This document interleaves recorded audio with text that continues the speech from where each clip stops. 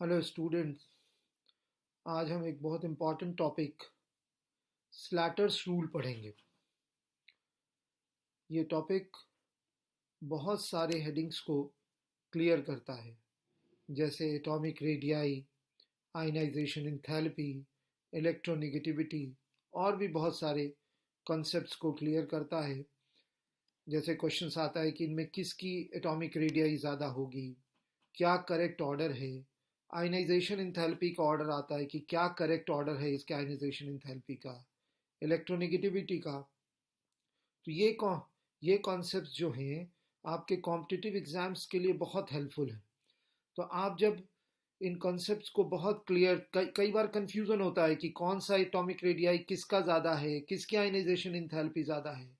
तो अगर हमें स्लैटर्स रूल आता होगा तो ये कंफ्यूजन नहीं आएगा और गलत भी नहीं होगा कि किसके एटॉमिक रेडियाई ज़्यादा, किसकी आयनाइजेशन एंथैल्पी ज़्यादा, किसकी इलेक्ट्रोनेगेटिविटी ज़्यादा। तो ये रूल इसलिए बहुत इंपॉर्टेंट है, इसलिए ध्यान से इसको सुन लें, इसके नोट्स बना लें, तो आपको बहुत हेल्पफुल होगा। तो हम स्टार्ट करते हैं कि स्लैटर्स रूल क्या होते हैं। स्लैटर्स रूल्स में जो स्लैटर्स का जो रूल आता है वो इफेक्टिव न्यूक्लियर चार्ज को डिफाइन करता है। इफेक्टिव न्यूक्लियर चार्ज रिप्रेजेंट होता है, हमारा जो रिप्रेजेंटेशन है वो Z इफेक्टिव से, Z, this is called effective nuclear charge. इसको निकालते कैसे हैं? जब भी कोई न्यूक्लियस जो होता है, न्यूक्लियस और आउटर मोस्ट शेल का जो इलेक्ट्रॉन होता है, इस पे हमको अट्रैक्शन देखना होता है। तो बीच में और भी शेल होते हैं, हमें आउटर मोस्ट शेल के इलेक्ट्रॉन और न्यूक्लियस के बीच का इंटरेक्शन देखना है। तो इनके बीच में जो इलेक्ट्रॉन्स आते हैं, इस शेल में कुछ इलेक्ट्रॉन होंगे, इस शेल में कुछ इलेक्ट्रॉन होंगे, और भी अगर शेल हैं बीच में तो उनमें भी इलेक्ट्रॉन्स होंगे, तो उनको हम इंटरवेनिंग इलेक्ट्रॉन्स कहते हैं। इंटरवेनिंग इलेक्ट्रॉन्स कहते हैं। ये इंटरवेनिंग इलेक्ट्रॉन ही हमारा स्क्रीनिंग इफेक्ट कहलाता है या शील्डिंग इफेक्ट कहलाता है।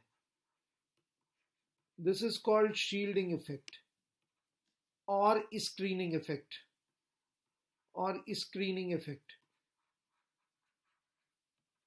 तो शील्डिंग इफेक्ट और स्क्रीनिंग इफेक्ट, ये आउटर मोस्ट इलेक्ट्रॉन और न्यूक्लियस के बीच में जो इलेक्ट्रॉन रिजाइड कर रहे हैं, जो रह रहे हैं, इन्हीं को हम स्क्रीनिंग इफेक्ट या शील्डिंग इफेक्ट कहते हैं। तो हमें जब इफेक्टिव न्यूक्लियर चार्ज लगाना है, यानी इस न्यूक्लियस का आउटर मोस्ट शेल के इलेक्ट्रॉन पर क्या इफेक्ट है, भाई एग्जैक्टली जो न्यूक्लियस का चार्ज है वो इसका एटॉमिक नंबर है। जिस एटम का भी हम न्यूक्लियस का चार्ज देखेंगे, जो इसका एटॉमिक नंबर होगा वो उसके न्यूक्लियस का चार्ज होगा और वो उसका एक्चुअल न्यूक्लियर चार्ज होगा। लेकिन ये जो आउटर मोस्ट इलेक्ट्रॉन है, इस न्यूक्लियस के एक्चुअल न्यूक्लियर चार्ज को नहीं एक्सपीरियंस करेगा, क्योंकि बीच में इलेक्ट्रॉन इसको शील्ड कर रहे हैं, स्क्रीन कर रहे हैं, यानी ऑब्स्टेकल क्रिएट कर रहे हैं। तो वो उसको हमें माइनस करना पड़ेगा उनके इफेक्ट को, तब हम एग्जैक्टली जान पाएंगे कि न्यूक्लियस का इस आउटर मोस्ट पे कितना इफेक्ट लगा है। तो इसी को हम इफेक्टिव न्यूक्लियर चार्ज कहते हैं। तो इसके लिए एक फॉर्मूला होता है, Z effective is equal to Z actual minus sigma क्या है? इसको हम स्क्रीनिंग कांस्टेंट कहते हैं।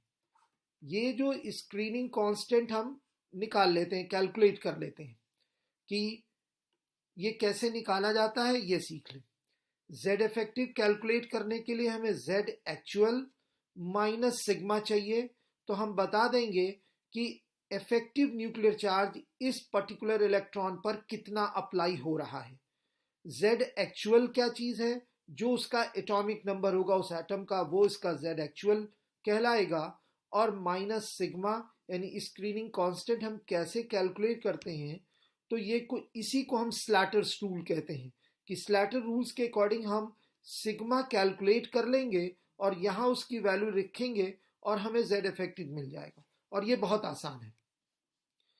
अब इसकी वैल्यू कैलकुलेट करने के लिए हम कुछ पॉइंट्स नोट कर लें कि फर्स्ट पॉइंट ये है कि अगर हम आउटर मोस्ट शेल के किसी इलेक्ट्रॉन का z इफेक्टिव निकाल रहे हैं तो कंट्रीब्यूशन जो होगा ns और np इलेक्ट्रॉन्स का वो 0.35 होगा। अभी मैं एग्जांपल से भी समझाऊंगा तो आपको ये और क्लियर हो जाएगा। ns और np का 0.35 होगा। इसके बाद दूसरा पॉइंट क्या है कि n-1 यानी ns और np के बाद जो आउटर मोस्ट शेल के या जिस भी का हम निकाल रहे हैं उसका n-1 जो इलेक्ट्रॉन्स होंगे उसका कंट्रीब्यूशन होगा जितने इलेक्ट्रॉन्स इंटू 0.85 वैल्यू से मल्टीप्लाई करेंगे। 0.85 0.35 जो इलेक्ट्रॉन ns1 जिसका निकाल रहे हैं उसको छोड़ के बचे हुए इलेक्ट्रॉन को 0.35 से फिर प्लस 0.85 प्लस n-1 में जितने इलेक्ट्रॉन हैं और उसके बाद n-1 के बाद जितने भी इलेक्ट्रॉन है रिमेनिंग इलेक्ट्रॉन n-1 के बाद वाले में वो उसको हम 1 से जितना इलेक्ट्रॉन इंटू 1 इन सब को सम कर देंगे और यहाँ ये z सिग्मा की वैल्यू आएगी यानी सिग्मा की वैल्यू आएगी हमारी ns के 0.35 into electron number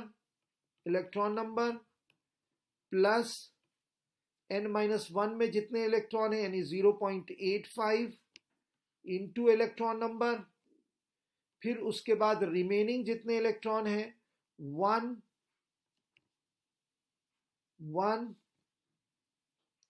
into electron number total कर देंगे सम जितना आएगा ये सिग्मा की वैल्यू होगी और फिर z इफेक्टिव निकालने के लिए जो z एक्चुअल होगा जो इसका एटॉमिक नंबर होगा उसको माइनस कर देंगे इस सिग्मा से तो हमारा उस एटम का या उस आयन का पर्टिकुलर इलेक्ट्रॉन पर जिस पे पूछा जा रहा है उसका हम इफेक्टिव न्यूक्लियर चार्ज निकाल लेंगे। इस इफेक्टिव न्यूक्लियर चार्ज का खुद में भी एक क्वेश्चन बनता है कि बताइए किसके पास इफेक्टिव न्यूक्लियर चार्ज ज़्यादा है और जो एप्लीकेशंस है वो अलग है तो इसलिए ये टॉपिक बहुत इंपॉर्टेंट है। अब हम कुछ एग्जाम्पल लेके करते हैं इसका। जैसे हमने कोई एग्जाम्पल लिया, सपोज करो कि हमने एग्जाम्पल लिया क्लोरीन का। क्लोरीन एटॉमिक नंबर इज 70 तो इलेक्ट्रॉनिक कॉन्फ़िगरेशन लिखा जाएगा 1s2 2s2 2p6 3s2 3p5। हमें आउटर मोस्ट शेल के इलेक्ट्रॉन का इफेक्टिव न्यूक्लियर चार्ज निकालना है तो हम सब इस आउटर मोस्ट शेल में 7 इलेक्ट्रॉन है तो 7 इलेक्ट्रॉन है तो किसी एक इलेक्ट्रॉन पर हम उसका इफेक्टिव न्यूक्लियर चार्ज देख रहे हैं तो हम इसको कैलकुलेट कैसे करेंगे कि आउटर मोस्ट शेल यानी ns और np में टोटल इलेक्ट्रॉन हम कंसीडर करेंगे जिस पे निकालना उसको छोड़ देंगे उसी पे चूंकि हमें इफेक्टिव चाहिए तो उसको हम काउंटिंग में नहीं लेंगे तो ये टोटल 6 इलेक्ट्रॉन 5 to 7 है एक को छोड़ देंगे तो 0.35 इंटू 6 इसको हम लेंगे फिर उसके बाद 0.35 इंटू 6 प्लस n-1 में 6 to 8 इलेक्ट्रॉन तो 0.85 इंटू 8 प्लस 1.0 इंटू 2। अब इनको कैलकुलेट करके हम इनका सम निकाल लेंगे तो हम जान जाएंगे इज इक्वल टू 10.90। ये कैलकुलेट होके आएगा 10.90 0.35 into 6 plus 0.85 into 8 plus 1 into 2। ये कैसे लिया कि आउटर मोस्ट शेल में 7 इलेक्ट्रॉन है जिस पे हमें इफेक्टिव न्यूक्लियर चार्ज निकालना था, एक छोड़ दिया। 6 इलेक्ट्रॉन इसके हैं तो हम ns और np में जानते हैं कि 0.35 का कंट्रीब्यूशन है, 0.35 इंटू 6, फिर n-1 में 0.85 का कंट्रीब्यूशन है तो प्लस 0.85 इंटू 8 इलेक्ट्रॉन n-1 में, तो 6 ये 8 इलेक्ट्रॉन, और उसके बाद जितने भी होंगे उसका 1 कंट्रीब्यूशन है तो प्लस उसके बाद 2 इलेक्ट्रॉन मौजूद हैं तो 1 इंटू 2, टोटल वैल्यू सिग्मा हो गई 10.90। This is sigma value. तो अब हमें Z इफेक्टिव कैलकुलेट करना है क्लोरीन का, तो Z effective of chlorine is equal to chlorine का इफेक्टिव न्यूक्लियर जो एक्चुअल न्यूक्लियर चार्ज है वो उसका एटॉमिक नंबर है, तो 17 क्लोरीन का एटॉमिक नंबर माइनस सिग्मा की वैल्यू आई है 10.90, ये कैलकुलेट होके आएगा 6.10। This is the effective nuclear charge of the chlorine at the np electron, last electron.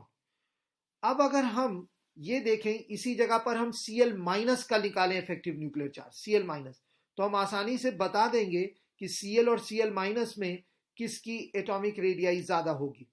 तो Cl माइनस में हमारे पास जब अब कॉन्फ़िगरेशन, क्योंकि ये 17 था अब 18 इलेक्ट्रॉन हो गए, एटॉमिक नंबर तो 17 ही रहेगा लेकिन इलेक्ट्रॉन हमारे पास 18 हो गए, तो कॉन्फ़िगरेशन में अब लास्ट में हमारे पास क्या हो जाएगा 3s2 3p6, यहां पर जो होगा वो 1s2 2s2 2p6 and 3s2 now 3p6, ये कॉन्फ़िगरेशन आएगी। तो 3p6 अब लास्ट हम निकालेंगे तो इसके लिए 0.35 इंटू एक छोड़ देंगे तो ये 7 हो जाएगा, प्लस 0.85 इंटू 8 इलेक्ट्रॉन, प्लस यहीं पर हम प्लस कर लेते हैं, स्पेस हमने जरा ज्यादा ले लिया, तो इसमें अब ये 1 इंटू 2 इलेक्ट्रॉन, तो ये अब हमारे पास इसके लिए सिग्मा की वैल्यू आ जाएगी इज इक्वल टू, ये होगा करीब, ये कैलकुलेट हो क्या आएगा 11.25। इस Cl माइनस के लिए Z इफेक्टिव अगर हम निकालें तो Z इफेक्टिव Z एक्चुअल इसका भी आएगा हमारा कितना 17 ही आएगा, माइनस हमारे पास सिग्मा की वैल्यू आई 11.25, तो इसके लिए Z इफेक्टिव आएगा 5.75। अब हम देखें इसको कि Z इफेक्टिव इसके लिए Cl माइनस के लिए 5.75 आ रहा है और Cl के लिए 6.10 आ रहा है, इसके लिए ये वैल्यू है और इसके लिए ये वैल्यू है। तो जो Cl का इफेक्टिव न्यूक्लियर चार्ज है Cl का, वो Cl माइनस से ज्यादा है, तो इसका मतलब है कि न्यूक्लियस और आउटरमोस्ट का इलेक्ट्रॉन का अट्रैक्शन Cl में ज्यादा है, इसलिए एटॉमिक रेडियाई छोटी हो जाएगी और Cl माइनस में इफेक्टिव न्यूक्लियर चार्ज इससे कम है, इसलिए Cl माइनस की एटॉमिक रेडियाई बड़ी हो जाएगी। तो इससे कैलकुलेशन में कोई भी फिर कंफ्यूजन नहीं रहेगा कि आपका कौन सा ज्यादा होगा कौन सा कम होगा। तो एक ही एग्जाम्पल आपको इसका एप्लीकेशन के साथ समझ में आए कि हम कैसे पहले तो इफेक्टिव न्यूक्लियर चार्ज निकालेंगे और फिर उसका कंपैरिजन कर सकते हैं कि इन दोनों में जिसका इफेक्टिव न्यूक्लियर चार्ज ज्यादा होगी उसकी एटॉमिक रेडियाई कम हो जाएगी, दूसरे वाले की एटॉमिक रेडियाई ज्यादा हो जाएगी। तो Cl और Cl माइनस में Cl माइनस का atomic radii greater than Cl होगा, साइज ये हमें पता चला। इसी तरह हम एक और एग्जांपल देखते हैं, पहले हम उसका इफेक्टिव न्यूक्लियर चार्ज निकालते हैं और फिर हम कैलकुलेट करेंगे कि कौन सी चीज बड़ी है छोटी है या किसका इफेक्ट ज्यादा है कम है। एक और हम एग्जांपल लेते हैं इफेक्टिव न्यूक्लियर चार्ज के लिए।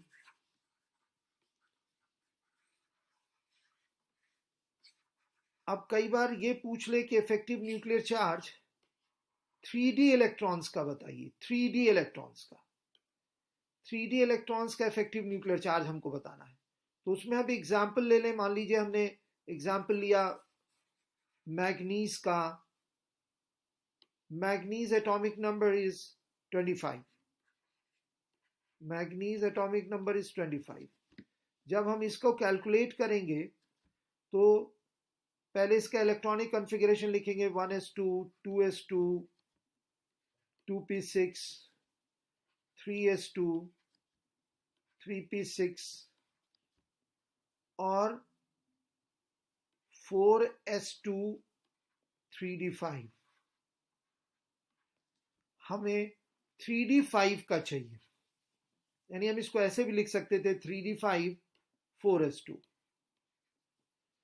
तो हमें 3d5 पे इफेक्टिव न्यूक्लियर चाहिए। तो हमें 3d5 इलेक्ट्रॉन का इफेक्टिव न्यूक्लियर चार्ज चाहिए, तो हम 4s को नहीं कंसीडर करेंगे। इसको निकालने के लिए, 3d के इलेक्ट्रॉन को निकालने के लिए जो रूल आता है वो n-1d। n-1d के इलेक्ट्रॉन के लिए जितने इलेक्ट्रॉन होंगे उस जिस पे निकालना उसका छोड़ के बाकी को 0.35 से मल्टीप्लाई कर देंगे। बाकी को हम 0.35 से, तो n-1 के d इलेक्ट्रॉन्स को हम 0.35 से मल्टीप्लाई करेंगे और उसके बाद जो बचा हुआ हमारे पास है, जो हमारे पास जितने इलेक्ट्रॉन हैं नीचे के n-1 के बाद वाले जो भी इलेक्ट्रॉन हैं, उसको हम 1 से मल्टीप्लाई करके इसमें ऐड कर देंगे। तो ये हमारा सिग्मा आएगा और फिर उसको actual nuclear charge that is 25, जो उसका एटॉमिक नंबर है वही उसका एक्चुअल न्यूक्लियर चार्ज होगा, और इस सिग्मा से माइनस कर देंगे। तो हम मैग्नीज का एक कैलकुलेट करते हैं। तो 0.35 डी इलेक्ट्रॉन्स के लिए, तो डी में 5 इलेक्ट्रॉन है, जिस एक को छोड़ देंगे जिस पे निकालना है, तो 4 हमने कंसीडर किया। 0.35 इंटू 4 प्लस बाकी कितने इलेक्ट्रॉन बच रहे हैं, वो 18 इलेक्ट्रॉन है। तो 1.0 इंटू 18 ये हमारे पास वैल्यू हुई, और इसको हम ऐड करेंगे कि ये ऐड करने के बाद कितना हो जाता। तो ये ऐड करने के बाद आएगा हमारा 19.40। ये 19.40 हुआ। अब इसका एटॉमिक नंबर, तो Z इफेक्टिव निकालने के लिए हम देखेंगे, Z इफेक्टिव निकालने के लिए हम देखेंगे कि इसका एटॉमिक नंबर 25 है माइनस 19.40 है, तो ये वैल्यू आएगी तकरीबन 5 इसको कैलकुलेट करके आएगी ये 5.60। ये कैलकुलेट करके आएगी हमारे पास 5.60। तो हम यहां पर रखेंगे 5.60। तो डी इलेक्ट्रॉन का कैसे Z इफेक्टिव कैलकुलेट करते हैं ये देखें। एक बार नीट या जेई के किसी क्वेश्चन में पूछा है कि इस दो एलिमेंट दिया है, दोनों ट्रांजिशन एलिमेंट्स थे, और पूछा था कि बताइए इनमें से किसका Z इफेक्टिव ज्यादा है, ग्रेटर है।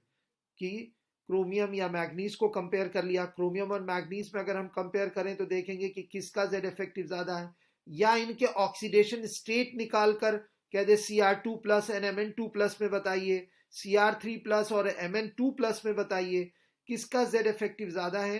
तो आप इसी मेथड से उसके डी इलेक्ट्रॉन को देखिए और फिर ऐसे कैलकुलेट कर लीजिए, और ये आप बता सकते हैं कि इसका Z इफेक्टिव ज्यादा है। ऐसे कैलकुलेट कर लें। तो डी ऑर्बिटल के जब इलेक्ट्रॉन को कहें तो आउटर मोस्ट का 4s छोड़ दीजिए, डी के इलेक्ट्रॉन को कंसीडर करिए, उसका एक इलेक्ट्रॉन छोड़कर 0.35 इंटू 4, और बाकी रेस्ट इलेक्ट्रॉन जितने उसके बाद के हैं उसको 1 का कंट्रीब्यूशन और जितने इलेक्ट्रॉन उससे मल्टीप्लाई करके दोनों को सम करिए। फिर उसका एक्चुअल न्यूक्लियर चार्ज जो है, जो उसका एटॉमिक नंबर है उससे, और फिर ये जो सिग्मा की वैल्यू आई है माइनस करके हमने कैलकुलेट कर लिया कि ये कितना इसका इफेक्टिव न्यूक्लियर चार्ज होगा। अब हम एक जगह पे क्वेश्चन देखा मैंने कि आप बताइए कि effective nuclear charge 1s electron का कितना है। तो 1s इलेक्ट्रॉन का अगर हमको निकालना होगा तो उसमें एक चीज और ऐड करते हैं उसमें, जैसे फॉर एग्जांपल हमने लिया कि 1s का लेना है, तो हमने एक एग्जांपल है नाइट्रोजन, इसका एटॉमिक नंबर 7 है। अगर हम इसका इलेक्ट्रॉनिक कॉन्फ़िगरेशन लिखे 1s2 2s2 और 2p3, ये इसका इलेक्ट्रॉनिक कॉन्फ़िगरेशन होगा 1। अब इसमें क्वेश्चन कह रहा है कि 1s पर बताइए कितना न्यूक्लियर चार्ज है, कितना इफेक्टिव न्यूक्लियर चार्ज लगेगा 1s के इलेक्ट्रॉन पर। तो जब स्पेसिफाई कर दे 1s इलेक्ट्रॉन पर कि 1s के इलेक्ट्रॉन पे बताइए, तो इसमें जो कंट्रीब्यूशन आता है for 1s electron is 0.30, is 0.30। 1s electron के लिए जो कंट्रीब्यूशन है वो 0.30। तो क्वेश्चन में स्पेसिफाई किया गया है कि effective nuclear charge 1s electron पर बताइए। तो 1s इलेक्ट्रॉन पर बताना के लिए हम जिस पे इफेक्टिव न्यूक्लियर चार्ज लगाते हैं उसको छोड़ देते हैं। तो 1s में 2 इलेक्ट्रॉन है, एक छोड़ देंगे और दूसरा आएगा 0.30 इंटू 1 इज इक्वल टू 0.30। तो इसका Z इफेक्टिव निकलेगा, Z इफेक्टिव आएगा हमारे पास एक्चुअल जो होगा इसका एटॉमिक नंबर, तो 7 जो सिग्मा है वो 0.30 आया, और 0.30 आने के बाद हम इसको कैलकुलेट कर लेंगे कि Z इफेक्टिव, तो 7.30 इज इक्वल टू जो आएगा इसका वो होगा 6.70,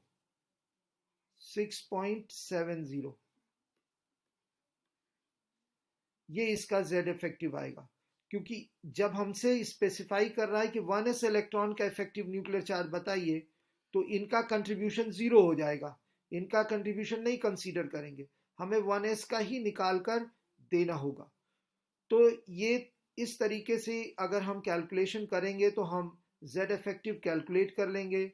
जब हम Z इफेक्टिव कैलकुलेट कर लेंगे तो हम बहुत आसानी से उसके एटॉमिक रेडियाई को बता सकते हैं, उन एटम्स की इलेक्ट्रोनेगेटिविटी को बता सकते हैं, उन एटम्स के आयनाइजेशन इंथैल्पी को कंपेयर कर सकते हैं। एक ही एटम के बारे में पूछ रहा है, बताइए इसका first second third ionisation enthalpy क्या होगी, तो उनके फर्स्ट इलेक्ट्रॉन निकला, फिर सेकेंड इलेक्ट्रॉन निकला, तो उनके हम आराम से Z इफेक्टिव कैलकुलेट कर लें और फिर हम बता सकते हैं कि किसकी आयनाइजेशन इंथैल्पी ज़्यादा होगी। हम बहुत सारे एग्जाम्पल्स लेके इनको आगे के वीडियोस में समझाऊंगा, जब हम आपको आयनाइजेशन इंथैल्पी और एटॉमिक रेडियाई और इलेक्ट्रोनेगेटिविटी यानी पीरियोडिक प्रॉपर्टीज जब पढ़ा रहा हूँगा, तो उसमें आपको इस एग्जाम्पल को Z इफेक्टिव लेकर भी समझाऊंगा और अदर रीजंस भी बताऊंगा कि क्यों इनकी आयनाइजेशन इंथैल्पी डिक्रीज हो रही है, क्यों इंक्रीज हो रही है, या इनके इलेक्ट्रॉन एफिनिटी पे क्या इफेक्ट आ रहा है, इनके एटॉमिक रेडियाई पे क्या इफेक्ट आ रहा है।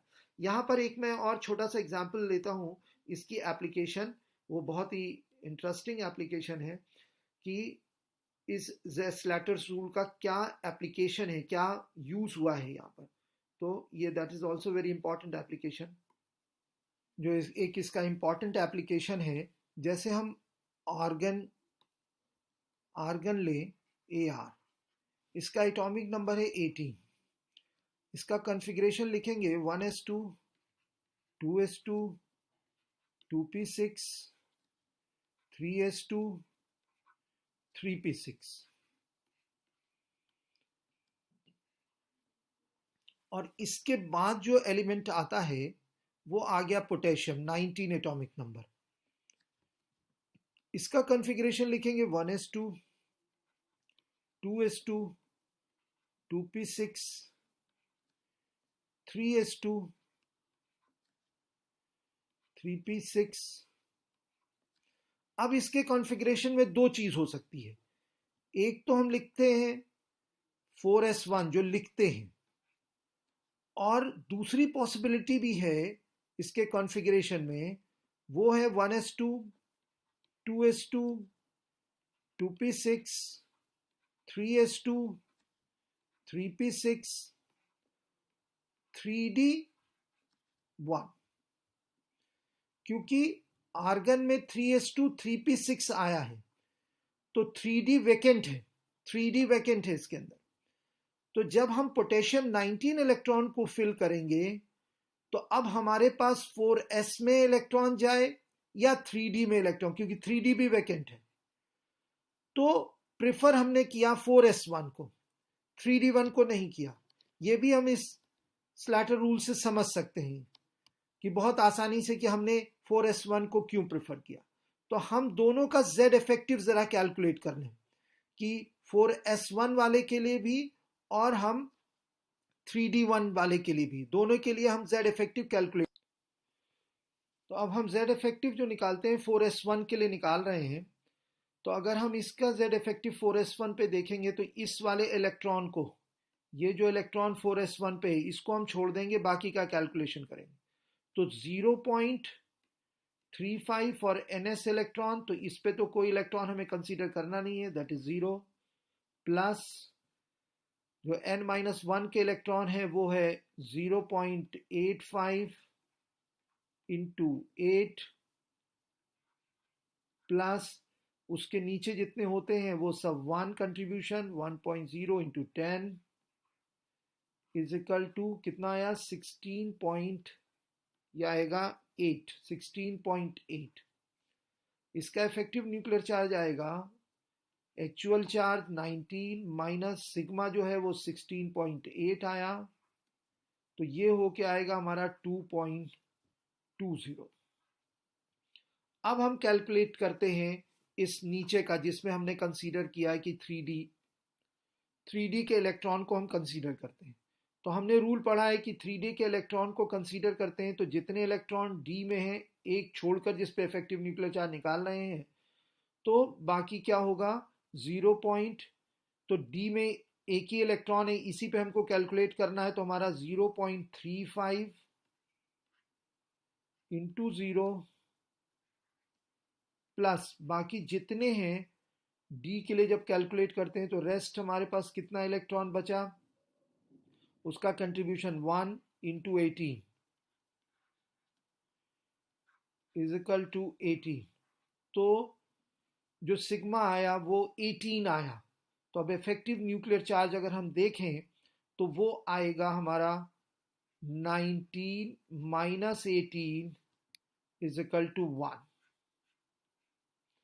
तो अगर हम इस कॉन्फ़िगरेशन को, डी वाले कॉन्फ़िगरेशन को फॉलो करें तो इफेक्टिव न्यूक्लियर चार्ज बनेगा 1। अगर हम 4s1a इलेक्ट्रॉनिक कॉन्फ़िगरेशन को फॉलो करें तो हमारा इफेक्टिव न्यूक्लियर चार्ज बनेगा 2.20। तो effective nuclear charge 4s1a case में ज़्यादा है, इसलिए न्यूक्लियस का अट्रैक्शन आउटर मोस्ट पे ज़्यादा होगा, इसलिए ये कॉन्फ़िगरेशन ज़्यादा स्टेबल कंसीडर किया जाएगा कंपैरिजन दिस कॉन्फ़िगरेशन के। इसलिए कि 19 का जो इलेक्ट्रॉनिक कॉन्फ़िगरेशन हम लिखते हैं वो 4s1 वाला लिखेंगे, ना कि 3d1 वाला लिखेंगे। इसलिए ये ज़्यादा इफेक्टिव, ज़्यादा स्टेबल होगा। तो ये स्लैटर रूल का एप्लीकेशन है। बाकी और भी एप्लीकेशंस और भी कंसेप्चुअल डिस्कशन हम नेक्स्ट वीडियो में करेंगे। स्टूडेंट्स, अगर आपको वीडियो पसंद आई हो तो प्लीज़ आप इसको लाइक करें, शेयर करें और इसको सब्सक्राइब करें। Thank you so much.